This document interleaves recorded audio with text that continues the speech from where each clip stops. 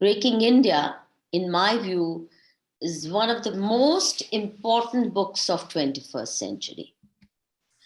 And the role it has played in awakening people to the dangers at hand, the dangers that are staring at us in the face, but people didn't know. You helped to not only connect the dots, but also cleared the fog. And a whole generation of not just youngsters, but even my generation have drawn inspiration from the work you did, you put into this. I mean, all your books are path breaking, they break new ground. So each one of them has played a role. But to my mind, the political role that it has played as an activist, the title itself was very catchy and very appropriate. And the content you put in, garnered over years, really helped clear the fog and help people understand what they were facing. Why is it that things seem to go wrong? We tend to blame our political leaders. Oh, we elected this government and we voted for that government. But the forces that are actually tying the hands and minds of our elected representatives, as well as the bureaucracy and all agencies of the state, you helped nail them with precision. And I think really that even if you did nothing else but had done this book, your life would be very well lived, would be counted as very well spent. But of course, there is such a vast volume of literature you produced, no less important, but this I still think has played a very crucial role. And it then opened up people's minds to your other scholarship. Now, it's interesting that the forces that you describe, I'd grown up among them because I'm one of those few who started taking an active interest in social political issues from my teenage. So most of the activism that started came later, is actually in a way post Madhu Kishwar. I have seen all these people get activized. Many of them actually got activized thanks to their connect with Manushi, but very soon were trapped and sucked in by the foreign donor agencies that you've described, the activities that you've described so well. Now, as someone who from day one, I have no idea which Devi Shakti made me mistrustful of foreign donor agencies at a time when information about them was not really much known. I'm talking about the year 89 when we founded Manushi. No, 88 when we founded Manushi. At that time, not much was known, but I have no idea. They had not proliferated as widely in India as they are today. But one of the first decisions I took was we shall not accept foreign funding, no donor agencies. And actually, I even said no government funding, because I know what governments do when they tie you to their apron strings. And I think that was the wisest decisions I took, even though there was not much knowledge on the basis of which I took that decision. For me, it was just a matter of simple atma-samman, self-esteem, that if we are to take on the problems of India, make this a country that we can be proud of, this is a task we must do on our own steam, on our own strength. We must dip into our own pockets. We must give selflessly as a debt of gratitude to our motherland, rather than do it as a profession, just as you've done. I was also inspired by similar motives, that we must do it in the spirit of giving, as a debt of gratitude to our motherland and to our ancestors, who actually, against the most unimaginably harsh circumstances, they stayed firm and steadfast in their dharma. You and I wouldn't be Hindus today, but for the sacrifices that our ancestors made in order not to convert, the seduction that they resisted, and the punishments they must have borne with quiet dignity in order not to convert. Otherwise, this dialogue would not have been possible.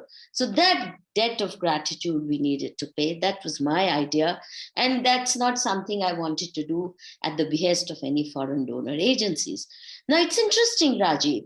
I'm one of the few, I don't know anybody else who said no to foreign donor agencies so steadfastly, so consistently, and with such clarity at a very young age.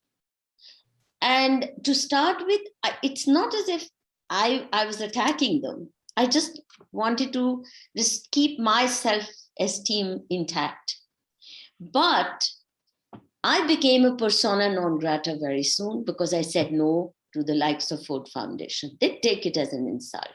They take it as an affront that you want to give the message that you can be a socially active and a politically active citizen taking on issues without their help. And not carry a begging bowl in order to say, oh, our society is so bad, our men are such horrible patriarchs, they're brutes, and we need your help, we need your protection in order to fix things in our society. That's the message they wanted all activists to carry. And the fact that I simply said no to that, I think I paid from the very start a very, very heavy price for it. The defamation campaigns, and interestingly, Rajiv, those who unleash these are mostly commies, CPM activists. They were in the forefront. Maoists, even in those days, the CPML activists, you would imagine that they wouldn't want to touch US imperialist money, and they wouldn't want to be their puppets. But no, they all gravitated, and this alliance that I saw at a very early age between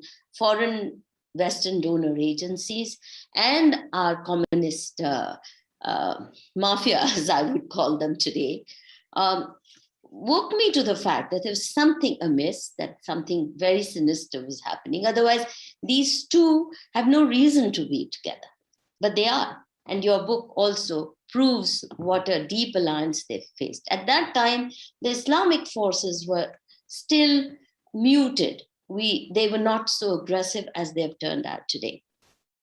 Now, as it so happened, because I started political activism very early on as a teenager, many of these India breakers that you have documented, and many of them you've named, were well known to me as Manushi subscribers. Many of them also at one time were friends or colleagues. I had grown up among them. But because I opposed foreign funded NGOs and their fake agendas and the flaky issues they took up, the interesting thing is, though, in this book, you haven't done with it, but the issues that I immediately got into confrontation with them about was around social legislation, laws affecting families, laws, social reform laws. And I began critiquing them from very early on, each one of them, as they were being introduced, at the behest of these NGOs, the manner in which the government of India, for example, became hostage to their agendas and was willing to pass any number of laws without application of mind, without going through the merits of the case, without actually getting sound legal brains to even look at those laws. They passed through the parliament without even a debate, simply because it was politically fashionable to talk of empowerment of women, empowerment of Dalits, empowerment of this and that. And we passed such noxious laws under their influence. And I was taking them on that front. Their agendas, the laws that they were trying to push down our throat. And honestly, at that time, there was no support. Most people thought I was a crackpot, for saying no to the lakhs and crores I could get instead of being hand to mouth. And in those days, as a salary as a lecturer was a few hundred rupees. It wasn't even in thousands. And yet it's from our own pockets that we started Manushi. The initial capital was just 800 rupees from our own pockets. And they, without an office, without a table, without a typewriter, I don't know how we survived those years. And yet saying no to the lakhs that they were willing to offer us every year. Everybody thought I was a crackpot, and many tried to even persuade me that I was being cussed. But their agendas became clear, and I'm so grateful that I went through those trials and tribulations, Rajiv. Stayed steadfast. I was willing to shut down Manushi, but was not willing to run it with their money. But it was a very, very lonely journey till I met you, Rajiv. In terms of finding a companion, an intellectual comrade, a political comrade, somebody you were grappling at that time too when we first met. And we were both finding our way. I too was trying to figure out the world I was living in. I'd started Manushi with, starry-eyed idealism, thinking that all those who came or set up NGOs or social organizations were inspired by noble motives, till I found it was all a matter of selling yourself to the highest bidder. That's really what this activism was all about. It was about jet setting. It was about negotiating jobs in foreign universities, invitations to conferences, lecture tours. That's about all that they aimed at. And it didn't matter what they were asked to do, which issues they were asked to support. In fact, it's at that time that I began to say that all these friends of mine, these activists, if someone offered to pay them $500 a day or even $100 a day for spitting on their parents' faces morning, evening, and night, they'll happily do it and think that's the smartest thing to do. Because the kind of things they were doing, they were spitting on their own culture, they were spitting on their own country, they were spitting on the civilizational heritage of this land, and they were spitting on their own people, treating them with the same imperious disdain that colonial masters used to do, or Christian missionaries, the disdain they brought for Hindu civilization and faith with them in an attempt to subjugate us morally, spiritually, financially, economically, emotionally. They were playing the same game and using the same vocabulary. That self-hating variety of Hindu really made me so sick. And that's really what connected you and I. And we then tried working together. Remember the two conferences that you financed while I was a professor at the CSDS, Religions and Cultures in the Indic Civilization. My colleagues were stunned that with such a small amount of money, we had a small corpus for those. I remember it was $20,000 for a conference. And yet we had 450 people from all over the world come at their own cost to read papers. They said, 450 to kabhi hue nahi hai. How did Rajiv and you manage something like that? Not only that, they said, isme to kam se kam 1.5 crore kharcha hota agar koi dhang se hum jaise ko karne ko bolta. So that again gave me an insight into how much ayashi there was into even conferencing with globally. And we did it, I think, reasonably well. But I think that was a trial balloon. I wasn't so clear how this narrative was to be shaped. And at that time, I remember I tried to say, let's bring the left and the right together for a dialogue. But over the years, we found out they don't want dialogue. They only want to persecute you, to defame you in absentia. They will not come. I think that was the only time the left and the non-left came together. Never before nor after. But I'm not sure what it triggered. But the point that I would like to emphasize is the use of the word Indic. I think that was the first time it was put in academic circulation. And now, of course, it's become very commonplace. And now both of us have moved from Indic to saying Hindu. We are dharmic civilization, Sanatan Dharma. Even Indic as a broad category, because it includes things that I'm not sure both of us are ready to embrace today. Now, what I find most inspiring about you and your work and this book and the exposes that you have done of all these three forces you talk about, I don't think people understood it as well as you documented how mutually hostile forces globally, namely Christian missionaries, Islamic jihadis, and Maoists or communists, all these three don't really have much in common. But when it comes to India, they are together as a gang. They are together as a gang to say, let's first deal with the Hindus, decimate them, break up India into pieces, then we'll divide it among ourselves. That game plan is very clear. And that's where China, with its Maoist brigade and promotion of insurgency in the Northeast and in the name of socialist councils and this, that, and the other, as well as US missionaries, Baptist missionaries, and a whole lot of other conversion mafias let loose by the West. They come together very easily, no conflict. And they all then join together to rise in defense of a force that is elsewhere in the world actually under sharp attack, namely Islamic Jihad. Here, we are not even allowed to say we need to protect ourselves from terrorist attacks because religion, terror has no religion. So we are not allowed to even connect the dots and say almost all terrorism in India and perhaps even globally is coming from Islamists. Even to say that makes you Islamophobic, makes you a Hindu fascist, no less.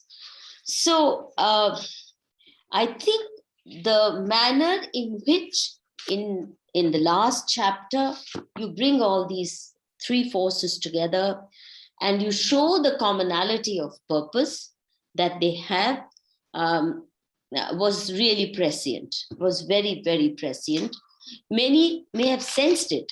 And at that time, since Islam was not as aggressive, the Muslims were still getting away with the narrative that they are a hapless minority and they are always persecuted by Hindus through riots, they are marginalized, but that was far from the case.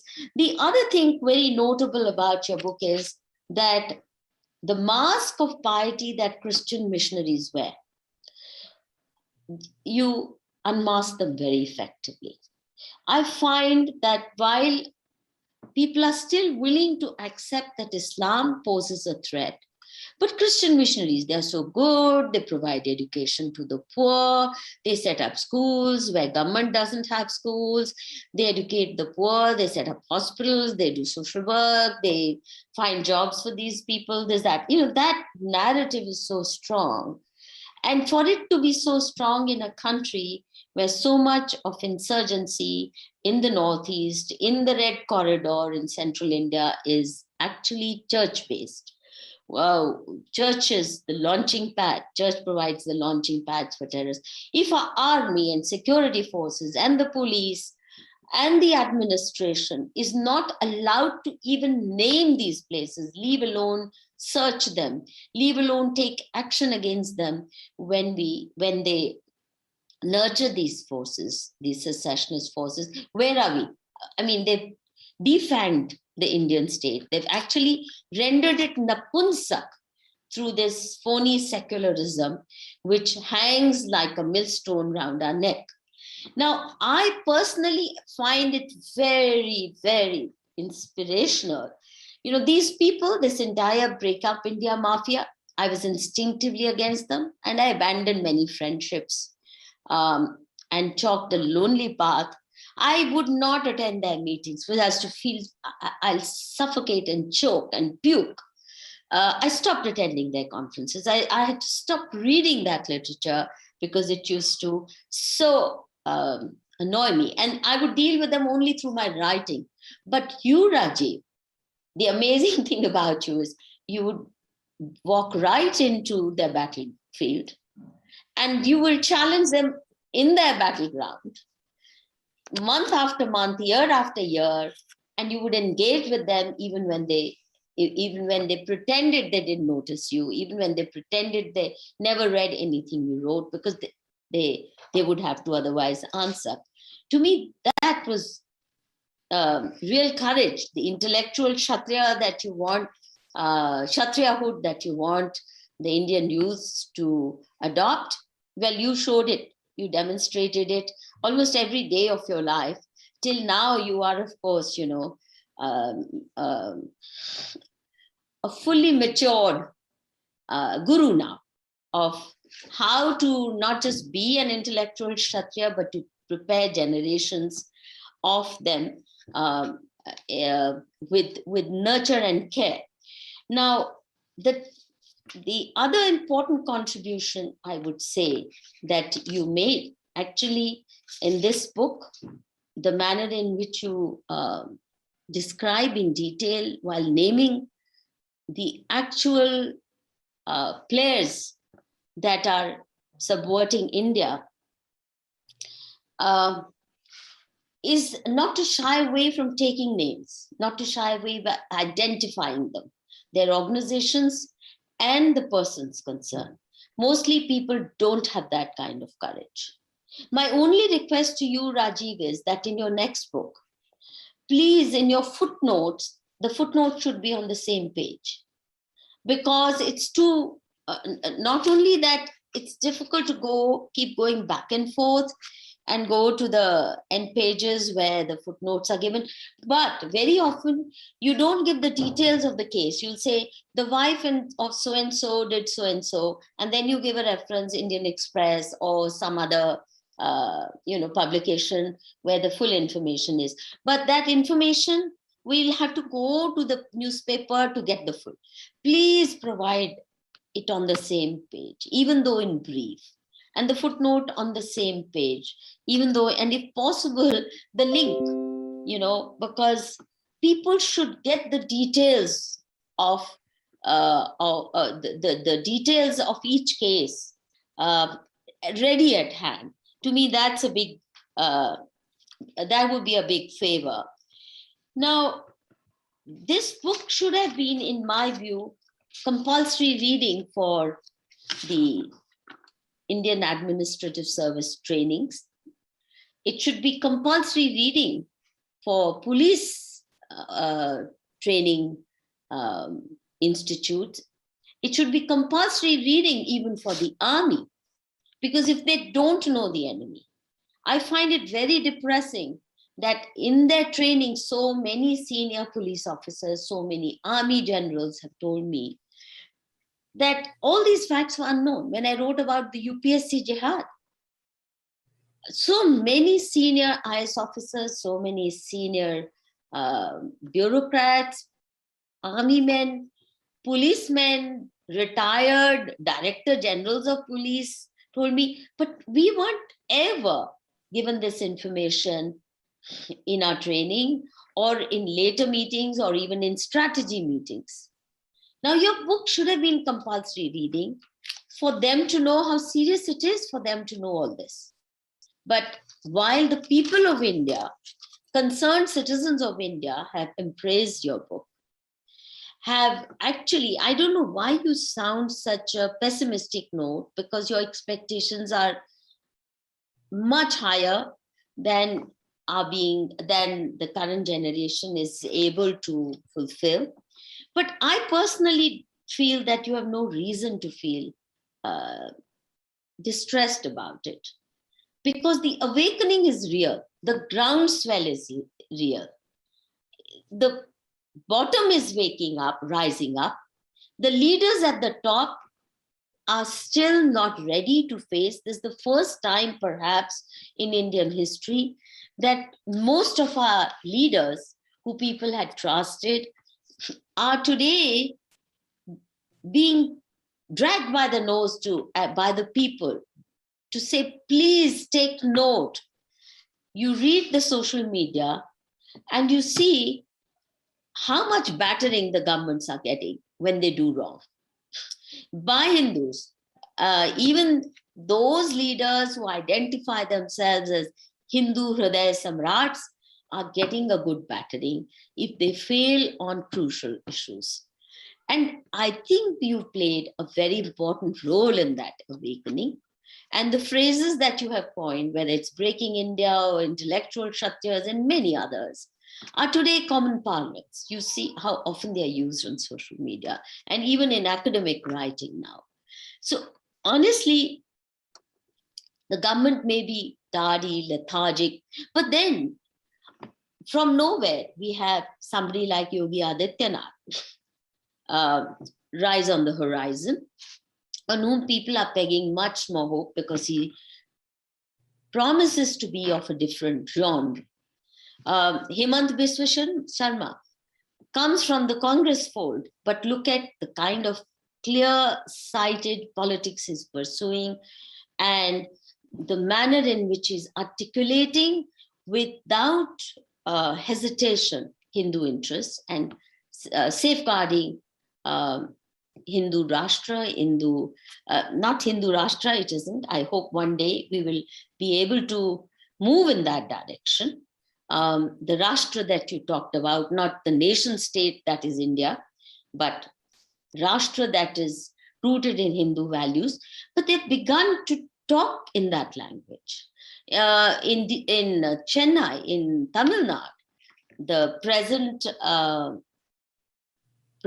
I think, of BJP for Tamil Nadu is speaking that language, and people are pinning a lot of hopes on him. And there are many such leaders emerging from nowhere. So I really think you don't have any reason to be so pessimistic. A lot of people draw inspiration from you. A lot of people have learned from you and therefore are following in your footsteps. Yes, we're not well organized, but you know that organizational, setting up an organizational platform where people work as a cohesive force, even you didn't have time to do that because you wanted to get your books, you wanted to get the message out. You didn't have time to create that kind of a platform that's needed, the kind that you are now urging other people to set up, because the work you had to do was so important.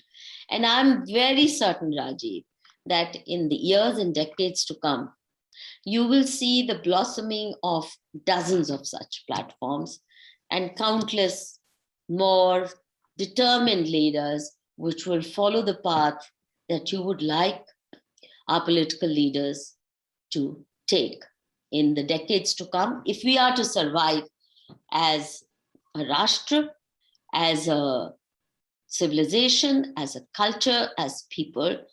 That has to happen, or else, of course, there is doom and despair. But then nobody else has the answer. And I'm sure you agree that increasingly many people, even in the West, are looking to India to provide answers even to their personal existential dilemmas. So हमारी ज्ञान परंपरा को जो आपने एक Philip दिया है, वो ज्ञान परंपरा अब दबने वाली शायद नहीं है, और वो ज्ञान परंपरा ऐसे ही लोग आगे बढ़ाएंगे जिनका अपना कोई स्वार्थ नहीं है, जो इस यज्ञ में अपनी उनके पास आहुति देने के लिए कुछ है, और जो पब्लिक लाइफ में सिर्फ लेने आते हैं, लूटने खसूटने आते हैं, उनकी तरफ देखना भी मुझे लगता है व्यर्थ है. आने वाले वर्षों में, दशकों में बहुत से राजीव मल्होत्रा इस देश में पैदा होंगे, और मुझे लगता है कि आपका जो काम है, you scattered the seed so wide, you will see a very rich harvest in the years to come. Thank you. And thank you for being my friend and an inspirational one at that.